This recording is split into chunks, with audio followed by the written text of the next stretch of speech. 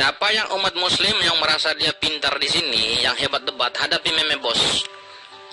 Sudah lama meme bos menantikan anda ini, cepat. Baik, saya ingin tahu. Lukas menulis itu, tulisannya itu narasumbernya siapa? Silakan.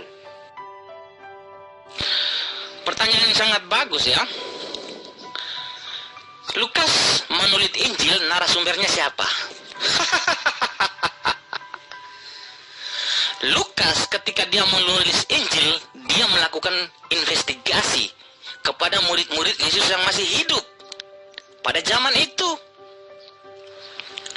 Jadi Lukas menulis Injil bukan berasal daripada dirinya sendiri, tetapi dia melakukan investigasi kepada murid-murid yang masih hidup.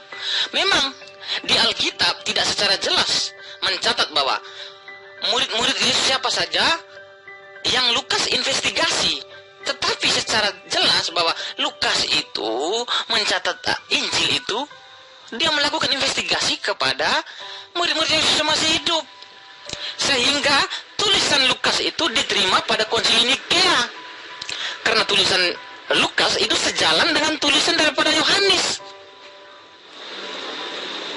Makanya kitab yang ditulis oleh Lukas, Injil, diterima Pak. Kalau yang lain-lain tidak diterima karena tidak sejalan dengan Matius dan Yohanes. Mereka adalah murid Yesus sebagai saksi mata, menyaksikan kejadian peristiwa. Jadi narasumber daripada tulisan Lukas yang begitu banyak itu tidak diketahui siapa aja. Sul, mendingan kamu jawab ini aja ya. Kalau di Quran kamu yang munculnya 700 tahun kemudian itu mengatakan kafirlah orang yang mengatakan Isa itu anak Allah. Nah ini kalau di Injil Markus yang sudah ada sebelum Quran kalian ada itu, ini udah jelas di sini dikatakan bahwa Yesus Kristus itu ya memang anak Allah. Dan itulah Injil gitu loh. Ya, salah satu bagian Injil itu mau menjelaskan bahwa Yesus Kristus itu anak Allah. Tinggal nanti kamu gali lagi anak Allah itu apa ya. Tapi saya mau katakan begini ya. Itu yang munculnya 700 tahun kemudian Quran kamu itu isinya berbeda loh dengan kitab Injil gitu loh. Ya, jadi jangan mengatakan kitab saya itu diroba-roba, memang begitu adanya. Quran kalian lah yang berbeda gitu loh. Itu yang mesti dipertanyakan oleh muslim sendiri. Kenapa wahyu Allah kok bisa berbeda? Emang kitab Injil bukan wahyu Allah? Gitu aja ya. Kamu kan orang sekolahan mesti ngerti dong ya. Coba kalau mau ya kamu jawab dulu ya. Ini saya lagi nggak sempat. Kamu jawab aja komen. Kalau mau japri saya lah. Ya, jadi kita enak diskusinya. Jangan main-main gitu loh. Kenapa bisa berbeda gitu loh? Nggak usah nangis dulu Pak David. Jawab aja yang tadi. Ya, sumber penulisan Lukas yang begitu banyak tulisannya itu siapa gitu loh. Narasumbernya siapa? Itu aja dulu Pak. Benar sekali perkataanmu bahwa narasumber yang ditulis Lukas itu memang tidak tercatat murid-murid Yesus siapa saja yang Lukas tanyai. Yang jelas Lukas menulis Injil, dia melakukan investigasi kepada murid-murid Yesus yang masih hidup. Untuk menjadi saksi kebenarannya itu adalah ketika Matius masih hidup, Yohanes masih hidup, Petrus masih hidup. Sehingga mereka membenarkan tulisan daripada Lukas. Untuk membuktikan kebenaran tulisan daripada Lukas, ketika konsili Nikea tahun 300-an, mereka menerima tulisan-tulisan daripada Lukas. Karena tulisan Lukas sejalan dengan murid-murid Yesus. Kenapa Injil-Injil yang lain tidak diterima Barnabas atau yang lain-lain tidak diterima? Karena mereka menulis Injil tidak sejaman dengan murid-murid Yesus. Mereka menulis Injil, murid-murid Yesus sudah meninggal. Lalu untuk membuktikan kebenarannya itu siapa? Kalau murid-murid Yesus sudah meninggal, lalu untuk membuktikan kebenaran bahwa tulisan mereka ini benar, siapa yang bisa mengcek? Siapa yang bisa meng-cross check? Maka di konsili Nikea, kitab-kitab yang ditulis oleh seperti Barnabas yang diimani oleh iman muslim sekarang itu ya tidak diterima karena tidak sejalan. Ya, saya tidak lari ke sana dulu. Ini kita berbicara mengenai profesi Lukas sebagai penulis kitab yang kalian anggap sebagai tulisan suci. Itu tidak ada informasi yang bisa kamu dapatkan di dalam gospel tulisan Lukas. Dan secara spesifik, hal yang bersifat medis pada tulisan gospel Lukas itu sudah tidak lagi memberikan bobot yang berarti. Artinya, adanya cerita atas profesi Lukas dan juga sebagai rekan Paulus, ya itu hanya bisa didapatkan dalam surat-surat Paulus. Kolose 4 nomor 14, 2 Timotius 4 nomor 11 dan seterusnya. Dan dari informasi itu ya, Lukas ini menuliskannya di Antioquia bersama dengan Paulus. Jadi kalau Anda mengatakan narasumbernya adalah murid-murid Yesus, belajar lagi saya bilang. Belajar lagi, itu penting. Keempat Injil itu Matius, Markus, Lukas, Yohanes hidup di zaman para murid ya. Selain mereka adalah saksi, mereka juga ya bersama murid-murid. Oke? Mereka menulis Injil sesuai dengan kesaksian para murid. Jadi mereka menulis ya, sesuai dengan kesaksian para murid Yesus. Oke? Ke-12 murid. Saya tidak butuh asumsi cendol. Saya butuh data akurat. Siapa yang menjadi narasumber dari tulisan Lukas? Silakan. Yang menjadi narasumber itu adalah ya para murid itu. Oke? Para murid itu bersaksi kepada penulis. Oke? Dan penulis itu ada di zaman para murid. Oke? Jadi jelas selain mereka sebagai penulis Injil, tapi mereka juga saksi mata. Begitu Pak Zulkifli 15. Ya berbeda dengan Nabi Muhammad ya, mengatakan bahwa Isa itu tidak disalib, diserupakan, tetapi Muhammad tidak ada di zaman Yesus ya. Itu salah ya, tidak ada di zaman Isa. Jadi saksi Muhammad adalah saksi palsu ya. Saksi dusta namanya, tidak akurat secara hukum. Oke, inilah yang menyebabkan kemudian kita harus membahas Lukas. Karena tuduhan kalian kan bahwa Rasulullah Muhammad SAW itu pernyataannya adalah karangan beliau. Saksi palsu. Nah, sekarang yang saya tanya, siapa yang menjadi narasumber daripada Lukas? Ini sangat penting, karena Lukas itu adalah kitab yang kalian sucikan dan kalian menganggap itu adalah ajaran Yesus. Maka karena itulah kemudian titik sentralnya harus diketahui siapa narasumbernya. Silakan. Ada yang lihat Pak David kok tiba-tiba tenggelam?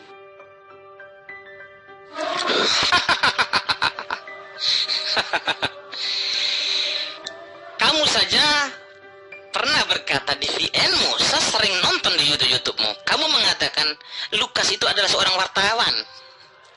Wartawan dengan seorang melakukan investigasi itu apa bedanya? Lukas menginvestigasi kepada murid-murid Yesus yang masih hidup. Memang di dalam Alkitab tidak jelas menulis bahwa murid Yesus yang ini, murid Yesus yang ini yang diinvestigasi oleh Lukas. Tetapi Lukas menulis Injil di zamannya murid-murid Yesus masih hidup. Yang untuk meng-cross-check kebenaran tulis-tulis Lukas ini adalah murid-murid Yesus yang hidup, yang menjadi saksi mata, yang menjadi saksi peristiwa kejadian. Siapa coba? Ya sudah pasti Petrus, Yohanes, Matius. Mereka yang menjadi saksi mata sehingga mereka membenarkan tulisan daripada Lukas. Sudah saya katakan tadi, untuk membenarkan bahwa Lukas menulis Injil itu benar, terbukti di Konsili Nikea tahun 300. Injil-injil segitu banyaknya mereka tidak terima, Pak. Mereka hanya menerima 4 Injil. Kenapa 4 Injil? Karena menjadi patokan yang paling utama adalah Injil Petrus. Karena Petrus adalah kepala daripada murid-murid Yesus, Pak. Tetapi Lukas, dia mencatat Injil sejalan dengan apa yang dicatat Yesus, apa yang dicatat Petrus, bahwa Yesus itu adalah Tuhan. Lukas mencatat Injil, dia mengikuti apa yang dicatat oleh Matius dan Yohanes. Mereka yang menjadi saksi. Makanya ketika Konsili Nikea, mereka memutuskan bahwa Injil Lukas ini diterima karena sejalan dengan tulisan-tulisan daripada murid-murid Yesus yang hidup. Sekarang pertanyaan saya kepada kamu. Muhammad mengatakan bahwa Al-Quran itu adalah firman Tuhan. Menjadi masalahnya itu ketika Muhammad berbicara dengan Jibril di dalam Gua Hira, siapa yang menjadi saksi? Apa kamu bisa jawab? Sehingga kamu mengatakan bahwa ya, Al-Quran itu adalah firman Tuhan. Siapa yang menjadi saksi pembicaraan antara Muhammad dan Jibril di dalam? Satu pun tidak ada yang menjadi saksi. Jadi jika kamu mengatakan Al-Quran firman Tuhan, maka saya katakan masih bisa dipertimbangkan antara 50% firman Tuhan dan 50% tidak firman Tuhan. Loh, kenapa kamu berkata seperti itu, Meme? Iya, karena Muhammad berbicara dengan Jibril di dalam Gua Hira, satu pun tidak ada yang menjadi saksi. Yesus itu lahir di abad pertama. Sementara ketetapan daripada tulisan Lukas dianggap sebagai tulisan suci itu nanti di tahun 300-an. Jadi ada jarak yang begitu jauh. Nah, kemudian di situ menyisahkan waktu. Artinya bahwa ketika Lukas ini menulis, pasti ada narasumber. Jika saudara hanya mengatakan pasti murid-murid Yesus, kepastian itu apa yang menjadi jaminannya? Tolak ukurnya apa? Coba, apa karena Ananias, Athanasius, ya, dan juga Petrus yang ada di dalam kitab Anda yang menceritakan itu, atau seperti apa? Ini yang penting loh, sangat penting. Kenapa saya katakan ini sangat penting? Karena Lukas itu menetapnya itu di Antioquia. Dan Anda bisa lihat di 2 Timotius 4 nomor 11 itu tertulis seperti itu. Nah, ini bukti bahwa ketika Anda mengatakan narasumber daripada penulisan Lukas itu adalah murid Yesus, ini tidak menjawab daripada kerancuhan yang terjadi bahwa Yesus itulah sumber segalanya. Dialah yang berkata-kata sesuai dengan apa yang difirmankan dari Allah. Di dalam kitab Anda sendiri menerangkan itu, bahwa Yesus tidak berkata-kata dari dirinya sendiri. Jadi apa yang dituliskan oleh Yesus, apa yang disampaikan oleh Yesus, apa yang dinarasikan oleh Yesus, itulah kalamullah, itulah firman Allahnya. Nah, bagaimana dengan Lukas? Apakah yang dituliskan Lukas itu dituliskan berdasarkan apa yang diwahyukan kemudian Allah kepada Yesus? Kalau iya, siapa narasumber yang pernah bertemu dengan Lukas? Silakan. Sudah saya katakan tadi, narasumbernya adalah para murid Yesus. Dan Lukas ini menyaksikan juga, ya, ketika Yesus mengajar, bahkan ketika Yesus disalib pun Lukas ini pasti ada, karena dia sering mengikuti, ya, kurang lebih ya, pasti dia mengikuti apa yang dilakukan oleh Yesus sehingga dia berani menulis itu. Oke, bahkan dia bertemu langsung dengan murid-muridnya, ya, di dalam bait suci atau di mana begitu ya. Memang Alkitab ini tidak ditulis secara detail bahwa siapa yang menjadi narasumbernya. Jadi yang jelas Lukas, Matius, Markus, Lukas, Yohanes ini adalah hidup di era para murid, ya, di zaman para murid, bahkan di zaman Yesus Kristus. Ya, jadi mereka ini adalah paham betul tentang kisah Yesus maupun apa yang dilakukan oleh Yesus. Ya, ditambah lagi diingatkan oleh para murid. Jadi kebenaran itu semakin nyata di dalam Kristus Yesus melalui penginjil-penginjil ini. Oke, jadi jelas Pak Zulkifli. Ya, itu kan asumsi Anda aja. Artinya Anda lebih dominan mengimani dan meninggalkan tentang pencarian titik kebenaran apa yang Anda imani. Apa yang dituliskan Anda imani. Tapi sumber daripada tulisan itu Anda tidak mau peduli. Anda hanya mengatakan apa yang Anda asumsikan kemudian. Padahal ini adalah pokok yang membentuk Anda menjadi seorang Kristen. Sehingga kalau Anda menggunakan akal sehat, sejatinya apa yang Anda imani hari ini kudu wajib bersumber kepada Yesus. Nah, Injilnya Yesus tidak ada, tulisan Yesus tidak ada, pelafalan Yesus yang kemudian disampaikan Yesus kepada Bani Israel itu tidak tertulis secara mendetail dari Yesus sebagai narasumber ke orang kedua yang menerima, termasuk Lukas. Ini sangat penting untuk Anda kritisin kemudian. Kenapa? Karena Yesus tidak memiliki murid yang bernama Lukas. Tapi kemudian sosok Lukas ini mengambil posisi yang sangat dominan di dalam konsep kekristenan. Karena itulah kemudian saya mengajak Anda untuk kembali mereview iman Anda. Dari mana Anda bisa mengatakan bahwa tulisan Lukas itu adalah tulisan suci, sementara dia sendiri tidak pernah bertemu dengan Yesus? Silakan. Saya tidak tenggelam, ya. Saya tidak lihat Pak David. Kenapa kalau ada Pak David, ya? Tidak masalah, ya. Kalau ada Pak David, malah itu lebih menjelaskan secara detail bahwa apa yang kamu tanyakan itu semakin terbuka, oke? Iya, betul. Saya butuh orang yang punya kredibel yang bisa dipertanggungjawabkan. Tapi ternyata Pak David juga tenggelam. Entah kemana, padahal tadi katanya dia mau fokus sama saya. Jadi ini yang kesekian kalinya Pak David tidak mampu apa-apa. Hanya menjabarkan imannya berdasarkan asumsi dan juga mengasumsikan iman Islam tanpa pengetahuan. Itu sangat disayangkan. Sudah saya katakan tadi, Lukas menulis Injil, dia melakukan investigasi kepada murid-murid Yesus yang masih hidup. Walaupun di Alkitab tidak menuliskan bahwa Lukas itu menginvestigasi kepada siapa, murid-murid Yesus yang mana. Tetapi untuk membuktikan bahwa Lukas itu menulis kitab, dia melakukan investigasi kepada murid-murid Yesus yang masih hidup, itu terbukti ketika Injilnya itu diterima di Konsili Nikea. Terbukti itu, Pak. Lukas menulis sejalan dengan apa yang ditulis oleh Petrus. Lukas menulis sejalan dengan apa yang ditulis oleh Yohanes. Lukas menulis sejalan dengan apa yang ditulis oleh Matius. Kalau Lukas tidak pernah bertemu dengan murid-murid Yesus, lalu sumber yang ada di dalam tulisan Lukas ini yang mengaku bahwa Yesus adalah Tuhan ini, dia bersumber dari mana, Pak? Sedangkan 3 kitab seperti Petrus, Yohanes ataupun Matius, mereka secara gamblang menulis kitab dan mengakui bahwa Yesus adalah Tuhan. Lalu Lukas, dia juga ikut-ikutan menulis bahwa Yesus itu adalah Tuhan.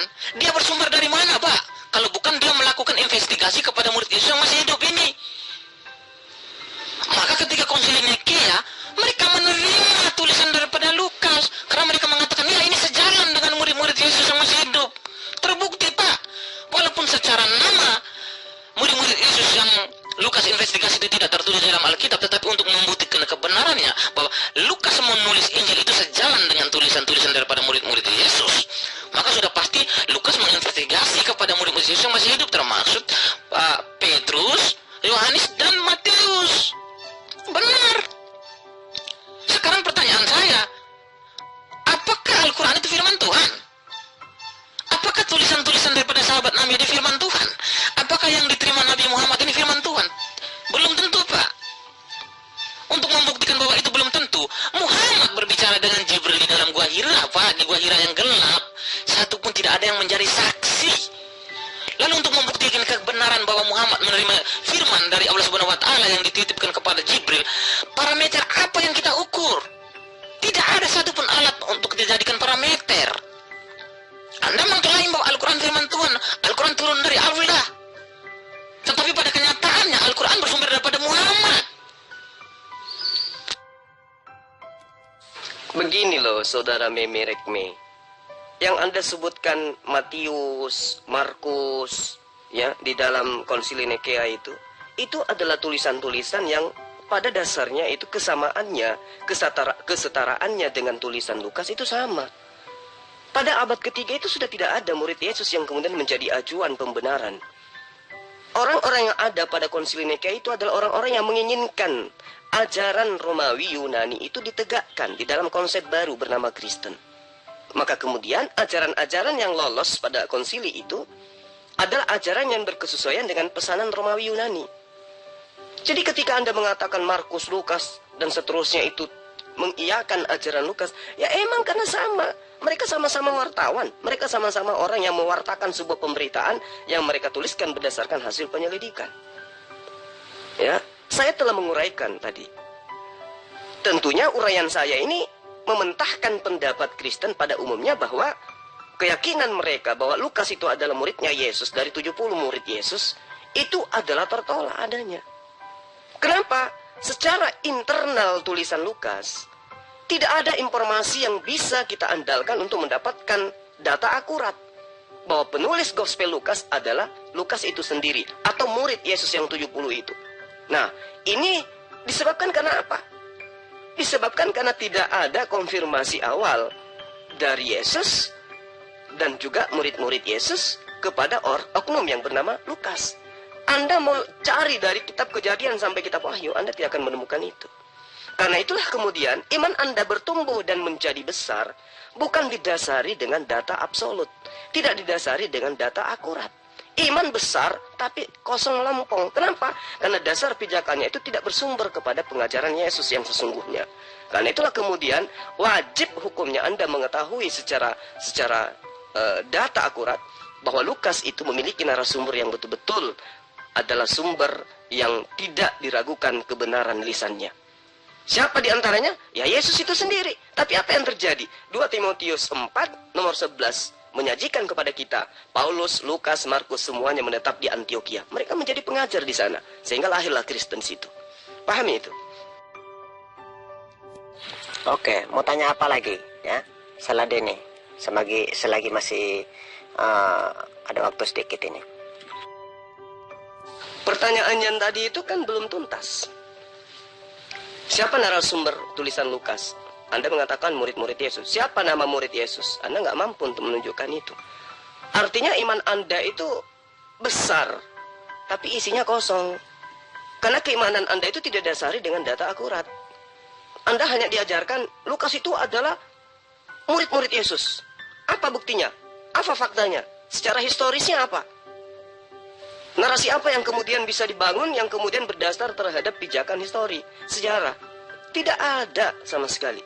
Bahkan kalau Anda itu belajar ya, pendapat yang paling tua, yakni dari Irenaeus, yang menyatakan bahwa Lukas adalah pendampingnya Paulus, itu nyata telah membuat beberapa pakar daripada Bible itu sendiri memberikan sebuah tanda kehati-hatian untuk supaya jangan kemudian dengan gamblang mengatakan Lukas itu adalah murid Yesus. Kenapa? Karena Paulus sendiri sama sekali tidak dianggap sebagai penjamin bagi karya Lukas.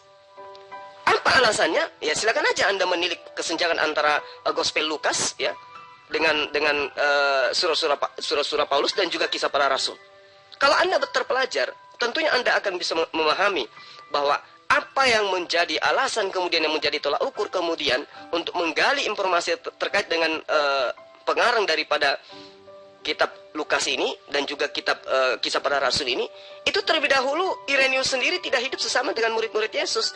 Jadi Irenaeus yang menyatakan kemudian bahwa Lukas ini adalah pendamping Paulus, dia sendiri, si Irenaeus ini sebagai sumber, satu-satunya sumber yang menerangkan tentang Lukas, itu tidak hidup pada zaman Yesus, tidak hidup zaman murid-murid Yesus.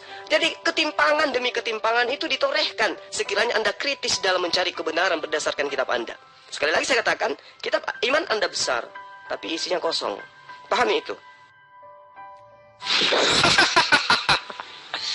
Anda mengatakan bahwa Kristen itu adanya di Konsili Nikea, yaitu diinginkan oleh Romawi.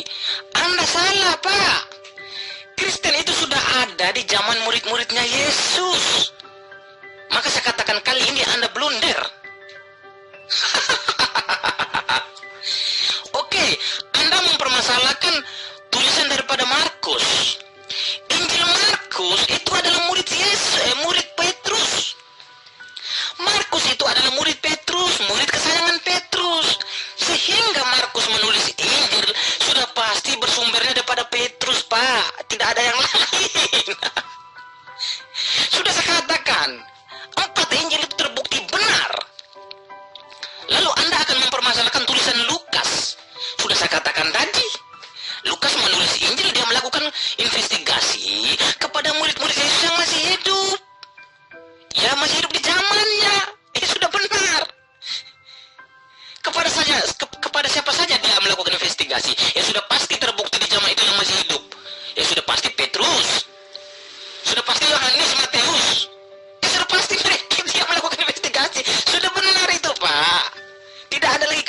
di sini. Mau bagaimanapun Bapak tidak akan bisa membantah itu, Pak.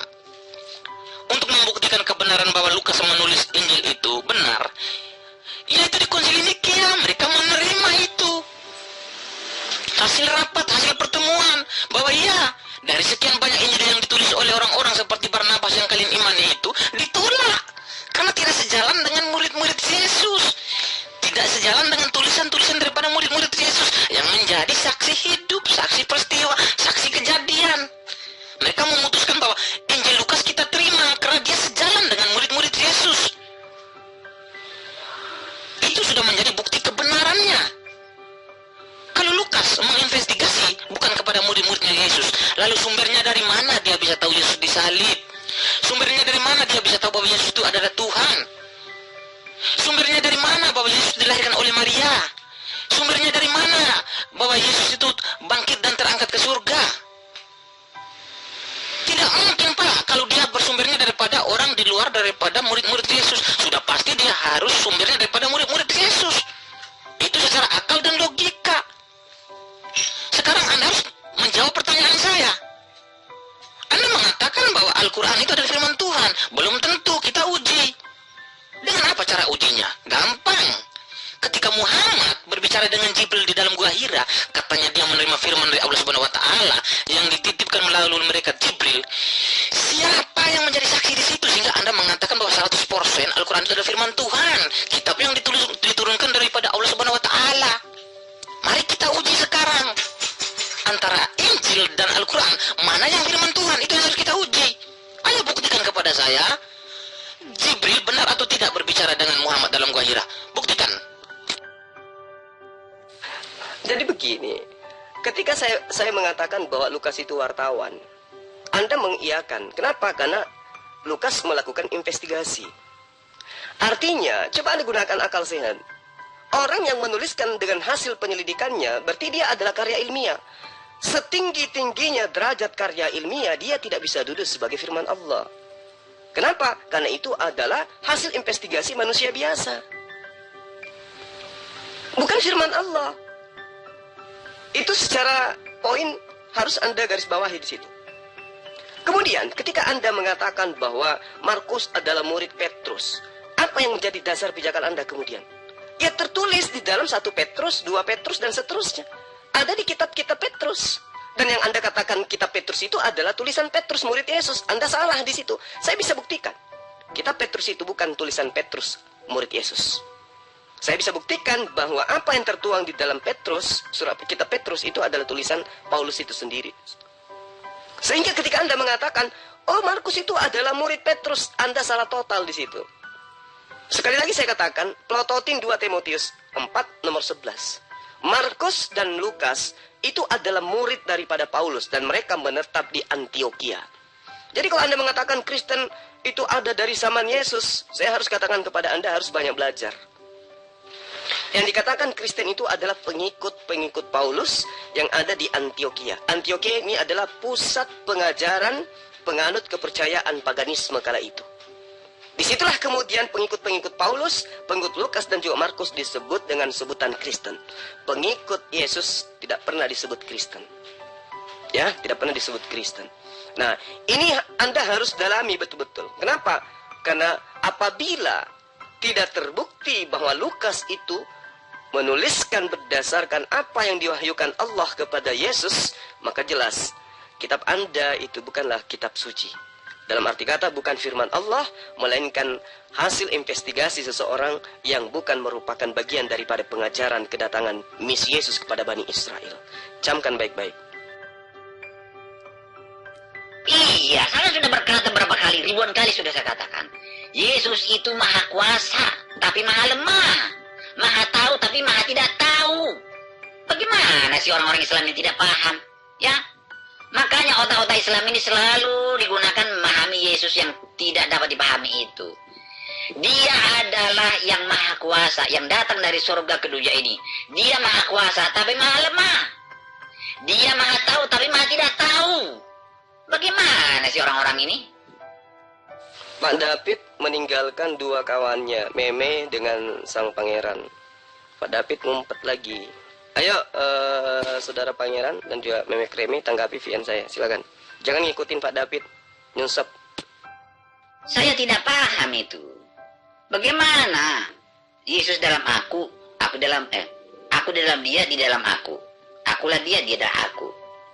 Lagi juga ayat itu, ILB, adalah tulisan wartawan gadungan.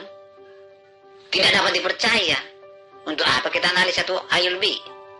Itu kan tidak benar beritanya itu. Ya? Jadi kenapa kamu menggunakan tulisan orang-orang yang pembohong itu untuk membuktikan kebenaran Al-Quranmu? Kenapa ILB? Apa alasanmu? Kenapa kamu tidak menggunakan Al-Quran untuk membuktikan pernyataan Al-Quran? Coba, ini saya tanya dulu kamu. Apa kamu malu? Apa kamu tidak sanggup menggunakan Al-Quran membuktikan kebenaran beritanya? Saya kan sudah jelaskan tadi bahwa Matius, Markus, Lukas ini hidup di zaman para murid, hidup di zaman Yesus, ya. Mereka tidak terhitung di dalam murid, ya, tetapi bisa saja mereka masuk di dalam 500 murid, di dalam 70 murid, ya.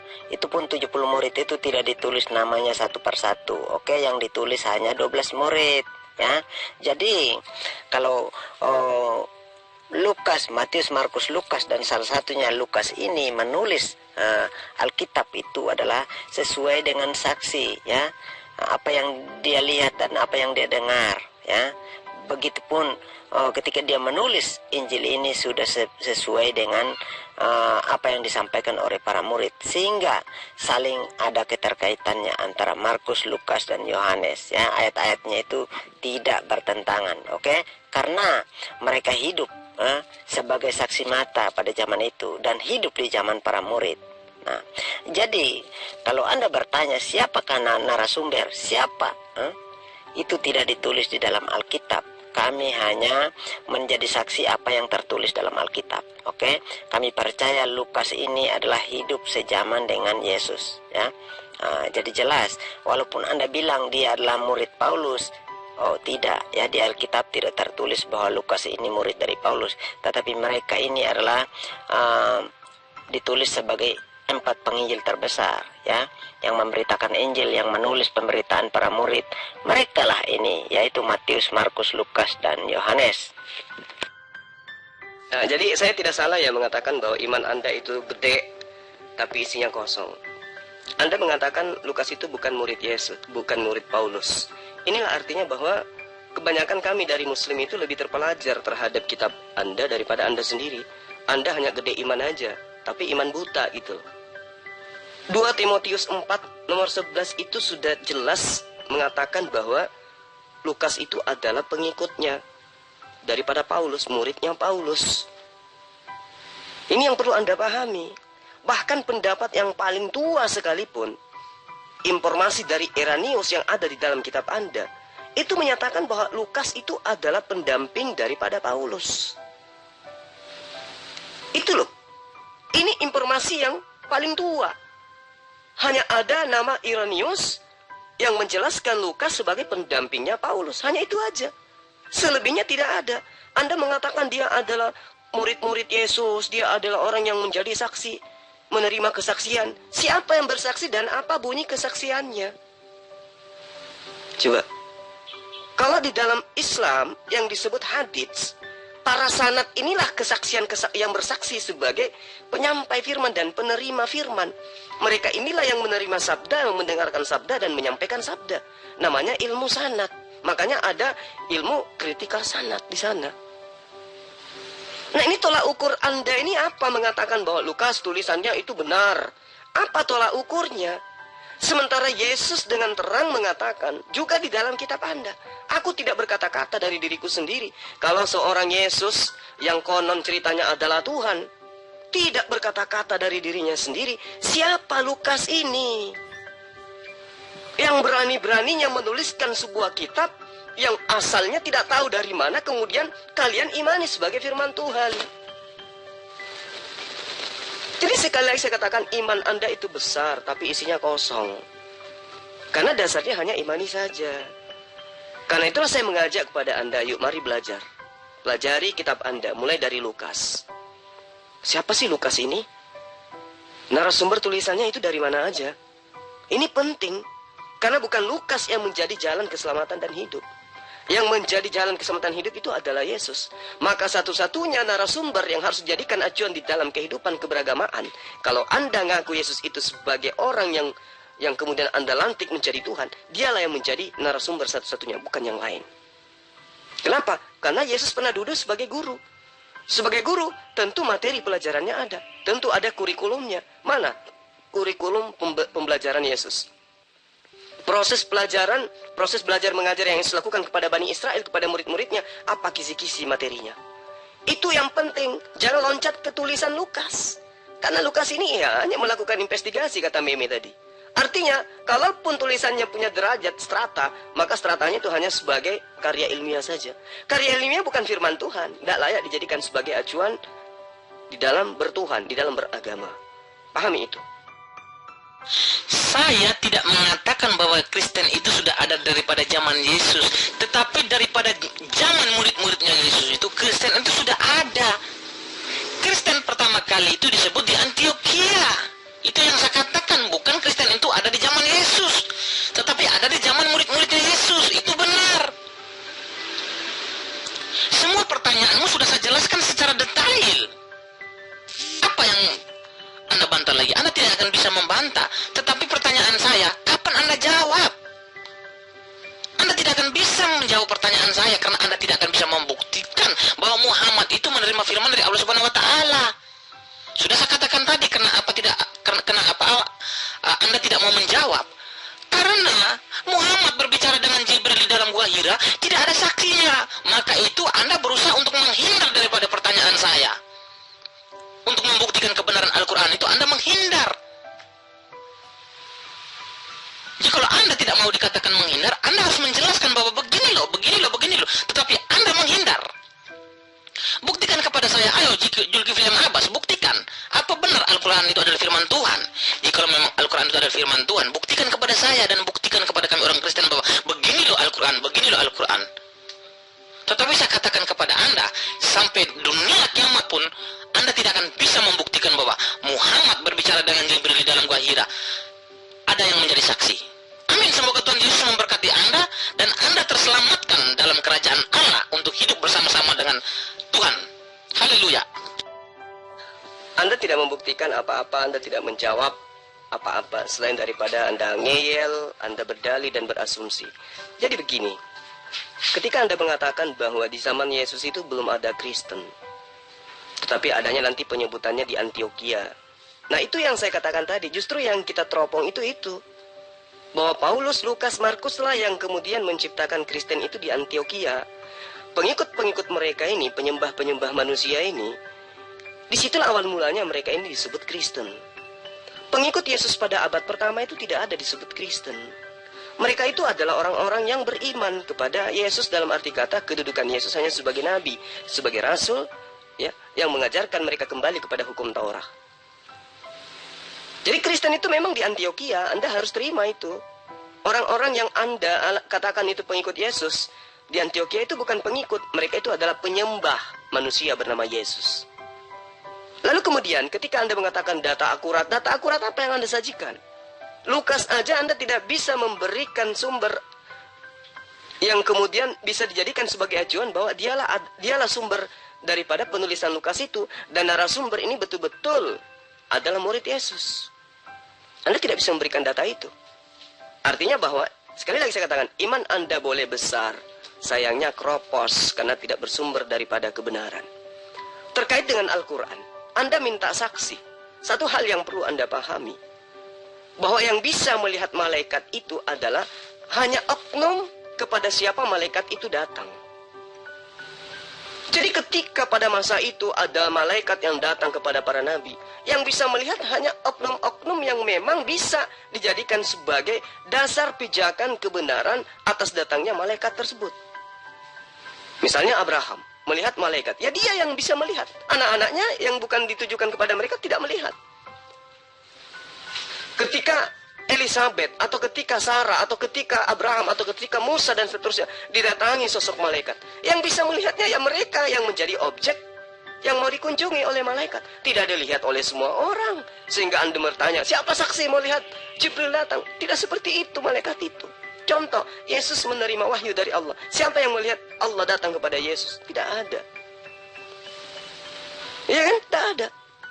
Kemudian Yesus menerima kekuatan dari malaikat. Siapa murid yang melihat malaikat datang kepada Yesus? Tidak ada.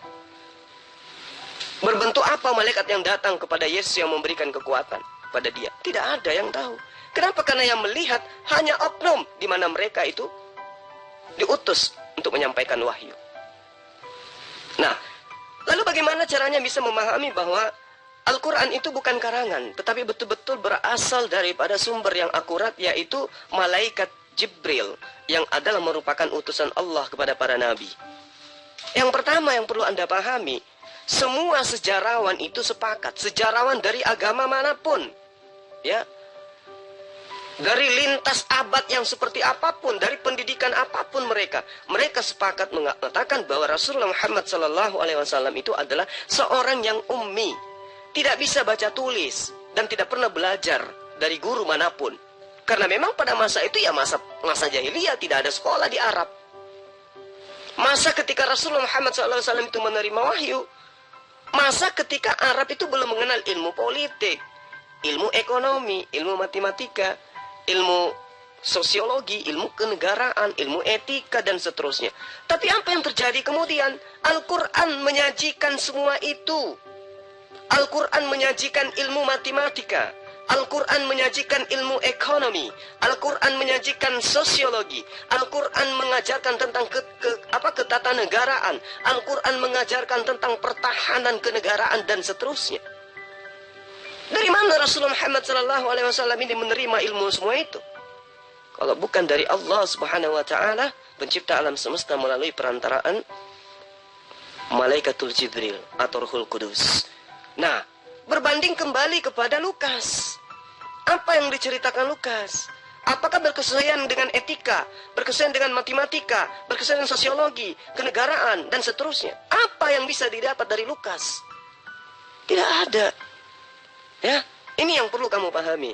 Sebagai orang Kristen, saya katakan kepada Anda, penganut Kristen imannya memang besar terhadap Yesus. Sayangnya, itu hanya imani saja, tidak bersumber kepada kebenaran.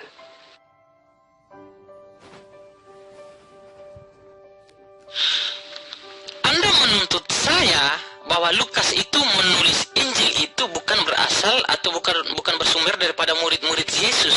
Maka saya menuntut Anda dengan satu standar yang sama. Kalau ketika Anda menuntut saya menjelaskan secara detail bahwa Lukas menulis Injil, dia melakukan investigasi kepada murid-murid Yesus yang masih hidup. Sudah saya katakan tadi secara detail. Kalau dia tidak melakukan investigasi kepada Matius atau Yohanes atau Petrus, lalu bagaimana dia bisa tahu bahwa Yesus ini adalah Tuhan? Lalu bagaimana dia bisa tahu bahwa Yesus itu disalib? Lalu bagaimana dia bisa tahu bahwa Yesus ini anak Maria? Segala macam. Tulisan dia sama dengan tulisan-tulisan daripada murid-murid Yesus. Itu sudah membuktikan kebenaran bahwa Lukas ini melakukan investigasi. 100% Anda tidak akan bisa membantah. Nah, sekarang pertanyaan saya akan mempertanyakan satu standar yang sama. Saya akan menuntut Anda untuk mempertanggungjawabkan apa yang Anda harus tanggung jawab. Tanggung jawabnya gampang. Muhammad ketika berbicara dengan Jibril di dalam Gua Hira, siapa yang menjadi saksi? Sehingga kita katakan bahwa iya, apa yang dikatakan Muhammad itu, yang ditulis oleh sahabat-sahabat Muhammad itu benar.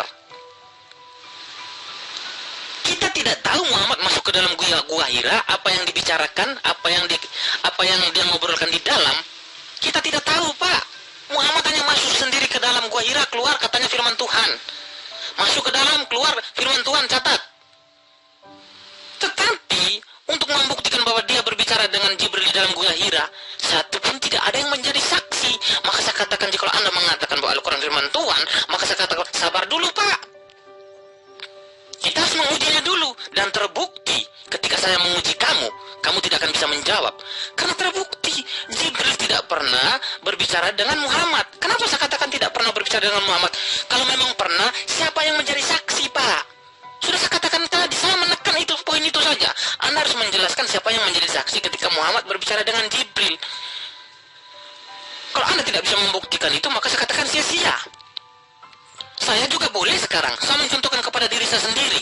Saya masuk ke dalam rumah, saya ambil pena satu, kertas satu, saya mencatat nama Tuhan kita adalah Zulkifli. Dia yang menciptakan alam semesta.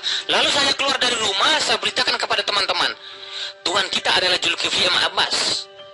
Dia yang menciptakan alam semesta. Dan saya juga mewartakan kepada orang-orang bahwa Tuhan kita adalah Zulkifli Abbas. Dia yang menciptakan alam semesta sesuai dengan apa yang saya tulis. Lalu orang-orang akan bertanya,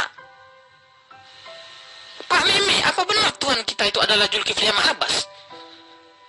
Sedangkan sebelum Pak Meme menulis bahwa Tuhan kita adalah Zulkifli Abbas, jutaan tahun ini Pak Meme harus tahu alam semesta serta seluruh isinya ini sudah ada. Jadi Pak Meme mengatakan bahwa Tuhan kita adalah Zulkifli Abbas, maka Pak Meme bisa menunjukkan enggak Tuhan kita itu Zulkifli Abbas? Dan Pak Meme bisa menunjukkan dia ada. Saya mengatakan paling, iya Tuhan kita ada. Apa boleh seperti itu? Jadi gini, Anda tidak mampu menunjukkan bukti ya bahwa Lukas itu menulis berdasarkan kesaksian murid-murid Yesus. Ya Anda hanya berasumsi, oh itu kesaksian murid Yesus karena berkesesuaian dengan apa? Lukas, Markus, Matius dan seterusnya. Berkesesuaian, kenapa? Karena ajaran mereka berempat ini, kitab yang sudah di kanon ini, berkesesuaian mengajarkan menyembah kepada makhluk bernama manusia, bernama Yesus. Kitab yang lain itu dibuang, ditolak pada konsili itu. Karena mengajarkan Yesus itu nabi, mengajarkan Yesus itu nikah, Yesus itu adalah Rasul Allah. Itu yang diajarkan dari kitab-kitab yang lain yang makanya ditolak. Yang 4 kitab ini mengajarkan dewa nusul menjadi manusia. Makanya diimani. Siapa yang mengimani? Orang Roma, orang Yunani, orang Eropa, orang Kristen. Bagaimana dengan Yudaism? Nerima? Tidak. Dianggap sebagai sebuah pengajaran dari seorang rasul pun tidak oleh Yudaism, kitab kalian itu. Nah, terkait dengan pewahyuan yang terjadi kepada Rasulullah Muhammad SAW di Gua Hira, itu terjadi cuma sekali. Sementara wahyu yang diturunkan oleh Allah kepada Rasulullah Muhammad SAW itu berlangsung 22 tahun lamanya. 22 tahun lamanya. Jadi sejazirah Arab itu menjadi saksi proses itu. Siapa di antaranya yang menjadi saksi? Abu Bakar, Umar bin Khattab, ya, Utsman bin Affan, Ali bin Abu Talib dan seterusnya. Semua sahabat-sahabatnya adalah saksi dari pewahyuan. Ketika Rasulullah Muhammad SAW menerima wahyu pertama kali di Gua Hira, dia tidak serta-merta mengatakan, oh ini aku menerima wahyu dari malaikat. Tidak. Dia justru bertanya kepada ahli kitab, termasuk istrinya. Begini loh, saya didatangi loh, gini. Nah ternyata orang-orang ahli kitab ini sudah tahu. Bahkan akan datang sosok manusia yang sama seperti Musa dari keturunan Ismail. Makanya ketika tanda-tanda itu, ciri-ciri itu ada pada diri Rasul Muhammad SAW, mereka ikutin dari hari ke hari. Oh ternyata betul, inilah Nabi yang ditunggu-tunggu sebagai khatan Nabiyyin. Jadi wahyu yang diterima oleh Rasul Muhammad SAW di dalam Gua Hira, Iqra bismi rabbikal ladzi khalaq. Iqra bismi rabbikal ladzi khalaq. Rasul Muhammad SAW itu diperintahkan untuk memahami, ya, untuk mengkaji, untuk mentadabburi, untuk mempelajari, untuk membaca, untuk menelaah ciptaan Allah semesta alam ini. Ya, dengan cara apa? Dengan cara menyebut nama Tuhannya. Lalu dikatakan khalaqal insana min alaqa, yang menciptakan manusia dari segumpal darah. Iqra wa rabbukal akram. Bacalah, pelajarilah, telitilah, dan dengan nama Tuhanmu yang mulia. Alladzi 'allama bil qalam, yang mengajarkan manusia dengan perantaraan pena. 'Allamal insana ma lam ya'lam, dia mengajarkan manusia apa yang tidak diketahuinya. Ini yang diterima oleh Rasulullah Muhammad SAW. Tidak sekonyong-konyong diajarkan langsung, tidak. Butuh proses untuk kemudian meyakini bahwa yang datang itu adalah malaikat Allah. Bagaimana kemudian meyakininya? Karena datang beruntun dan seterusnya. Mengajarkan apa? Hukum-hukum, keadilan, pengisapan dunia akan dosa. Mengajarkan segala hukum-hukum yang Yesus belum ajarkan kepada Bani Israel. Kata Yesus, masih banyak yang ingin aku ajarkan kepadamu, namun sekarang kalian belum mampu untuk menanggungnya. Tapi ketika dia datang, yaitu seorang penolong lain, dialah yang akan mengajarkan engkau segala sesuatunya. Ini yang dimaksud. Maka karena itulah para sejarawan sepakat bahwa Rasulullah Muhammad SAW itu buta huruf, tidak terpelajar. Tapi kemudian Allah yang kemudian mengajarkan kepada dirinya, alladzi 'allama bil qalam. Allah yang mengajarkan kepada dia, kepada Rasulullah Muhammad SAW. Ya, dialah Allah, 'allamal insana ma lam ya'lam, yang mengajarkan kepada Rasulullah Muhammad SAW apa yang belum diketahui oleh Rasulullah Muhammad SAW. Dan alhamdulillah hari ini Al-Quran Anda bisa lihat isinya. 1400 tahun silam sudah diajarkan oleh Rasulullah Muhammad SAW. Kenapa? Karena dia diajarkan oleh siapa? 'Allamal insana ma lam ya'lam. Diajarkan oleh esensi, ya, yang mengajarkan manusia apa yang tidak diketahui oleh manusia. 1400 tahun silam diajarkan tentang ekonomi, tentang geografi, tentang hukum alam, tentang segala sesuatu yang terkumpul dalam Al-Quran yang menjadi acuan pola kehidupan manusia hari ini. Itu 1400 tahun sudah diajarkan. Kemudian bagaimana mungkin kalau itu karangan Rasulullah Muhammad SAW bisa seakurat itu datanya? Tentang sidik jari, baru-baru aja yang ini ditemukan. Al-Quran 1400 tahun silam sudah mengajarkan itu tentang DNA, tentang identitas orang per orang. Bagaimana mungkin kemudian Rasulullah bisa mengetahui itu kalau bukan wahyu dari Allah? Karena itulah, tidak butuh saksi kebenaran itu. Yesus menerangkan di dalam Yohanes 8, nomor 16, nomor 17, nomor 18. Apa yang dikatakan? Kebenaran itu tidak perlu saksi, kata Yesus. Kenapa? Karena 2 saksi itu sudah cukup. Tentang kebenarannya bahwa aku nabi, aku rasul, aku utusan Allah kepada Bani Israel, cukup Allah yang menjadi saksiku dan aku sendiri. Di dalam kitab Taurat dikatakan cukup 2 saksi itu sudah sah, dan akulah yang menjadi saksinya beserta Bapakku lah yang menjadi saksiku. Jadi antara nabi dengan Allah cukup mereka berdua aja yang jadi saksi. Allah dan juga nabi itu tidak perlu disaksikan oleh orang lain. Kenapa? Karena Nabi inilah kemudian ketika dia menjadi Rasul yang mengajarkan semua wahyu yang diajarkan kepada orang-orang yang ada di sekelilingnya. Orang yang percaya disebut beriman, orang yang tidak percaya kepada kesaksian, kepada penyampaian Nabi tersebut disebut kufur. Jadi kamu harus banyak belajar, ya. Tapi saya paham, karena kamu tidak menemukan titik kebenaran antara Yesus dan Lukas, kamu lari ke Al-Quran. Tidak apa-apa, sambil belajar. Silakan. Lukas itu mentor daripada Paulus, oke?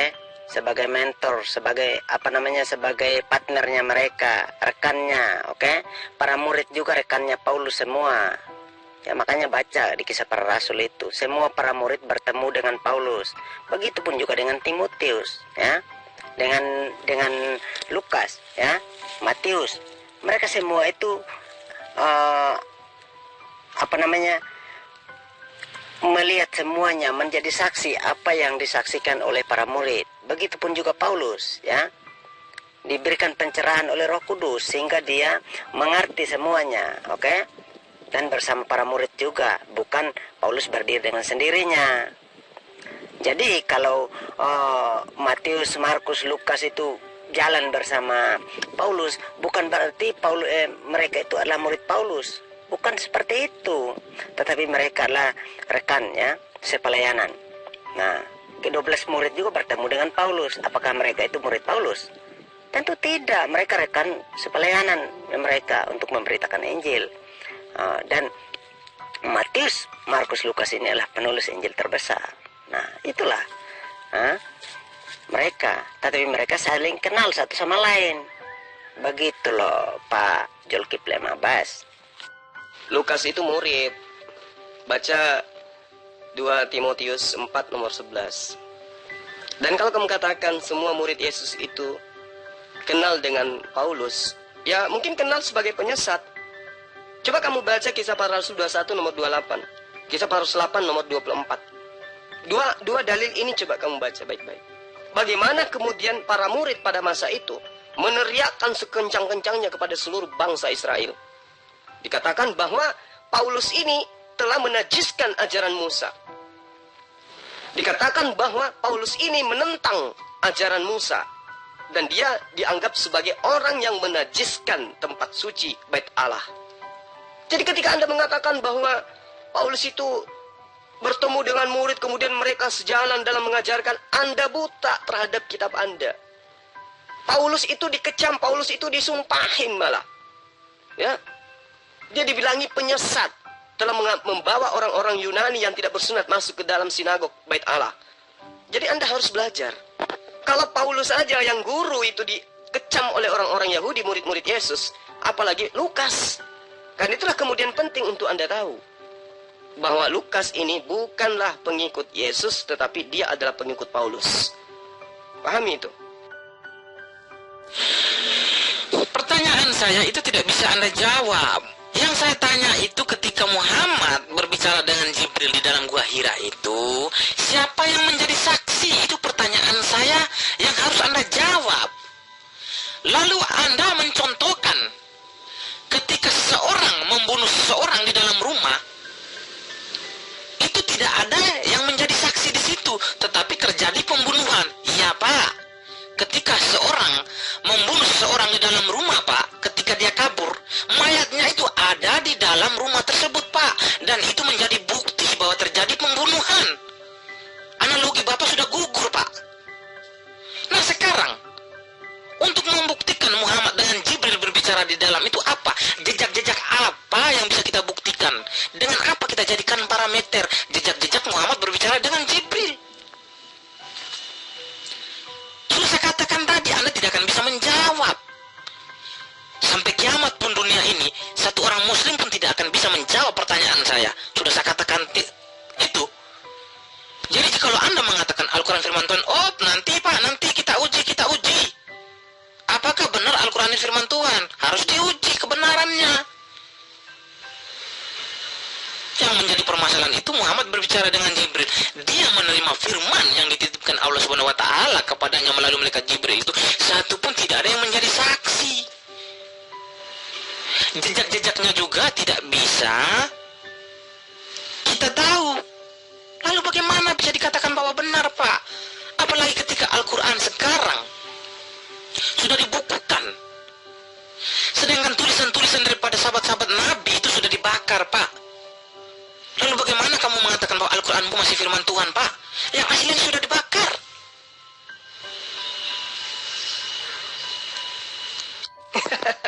Jadi begini, ketika ada mayat, yang dicari itu siapa pelakunya? Anda mau menunjukkan pelakunya adalah pendeta David, makanya kabur dari grup ini. Ya, siapa saksi melihat pendeta David bahwa dia yang membunuh? Nggak ada kan? Mayat ada, tapi pelakunya siapa? Kita mau tuju siapa? Nggak ada saksi pada saat itu. Tapi apakah proses pembunuhan itu terjadi, benar-benar terjadi? Terjadi, buktinya mayat ada. Bagaimana dengan Rasulullah Muhammad SAW? Tidak ada saksinya. Lalu apa yang menjadi bukti? Ada surah Al-Alaq, usianya sudah 1400 tahun, gak pernah berubah. Faktanya itu. Kalau kemudian Anda mengatakan tidak ada originalnya sudah dibakar, itu Anda belajar dari mana? Oh, yang aslinya sudah dibakar, Anda belajar dari mana? Siapa yang ngajarin Anda tentang itu? Apa kurikulum pembelajarannya? Nah, terkait dengan kesaksian, 1 Raja-Raja 19 nomor 9. Di sanalah masuk kemudian Elia dalam goa. Lalu kemudian firman Tuhan datang kepadanya. Demikianlah kata Tuhan kepada Elia, apakah kerjamu di sini, hai Elia, di dalam goa? Pertanyaan saya, 2 Raja-Raja 19 nomor 9 ini siapa saksinya melihat Elia bertemu dengan Tuhan di dalam goa? Silakan. Oke, sesi terakhir untuk siapa? Meme, Pangeran, dan juga Pendeta David ya, tolong dijawab ya. Siapa saksi yang melihat Elia menerima wahyu di dalam goa ketika Allah datang kepadanya dengan bertanya, apakah kerjamu di sini, hai Elia? Ini tolong dijawab, ini sesi terakhir untuk kalian bertiga ya. Karena tadi Anda tidak bisa menjawab pertanyaan saya, tidak ada saksi, siapa saksi, Lukas, narasumbernya siapa, ternyata Anda tidak mampu untuk memberikan sebuah data akurat.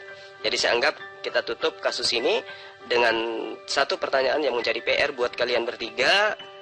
Siapa saksi melihat Allah datang kepada Elia di dalam gua sesuai dengan 1 Raja-Raja 19 nomor 9.